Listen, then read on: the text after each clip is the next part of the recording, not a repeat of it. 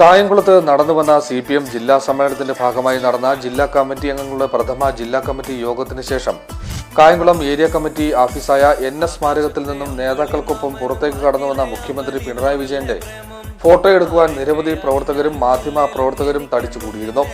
ഓഫീസിന്റെ വരാന്തയിൽ കോടിയേരിക്കൊപ്പം മുഖ്യമന്ത്രി ഫോട്ടോ പകർത്തണമെന്ന മാധ്യമ പ്രവർത്തകരുടെ ആവശ്യം അംഗീകരിച്ച് നിന്നപ്പോഴാണ് ഏറെ നേരം മുഖ്യമന്ത്രിക്കൊപ്പം ഫോട്ടോ എടുക്കുവാൻ കാത്തുനിന്ന കായംകുളം ബോയ്സ് ഹയർ സെക്കൻഡറിയിലെ വിദ്യാർത്ഥികളിൽ ഒരാൾ പെട്ടെന്ന് മുഖ്യമന്ത്രിയുടെ മുഖത്തിന് നേരെ ഫോൺ ഉയർത്തി സെൽഫി എടുക്കുവാൻ തുനിഞ്ഞു.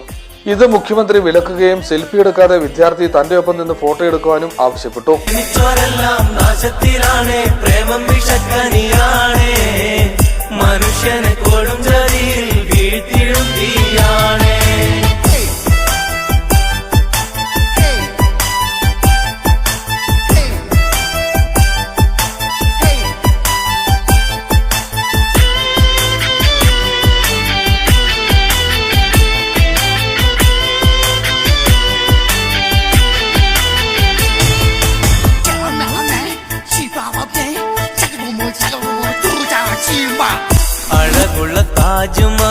മുഖ്യമന്ത്രിക്കും നേതാക്കൾക്കുമൊപ്പം ആവശ്യത്തിന് ഫോട്ടോ പകർത്തിയാണ് പ്രവർത്തകരും വിദ്യാർത്ഥികളും മടങ്ങിയത്.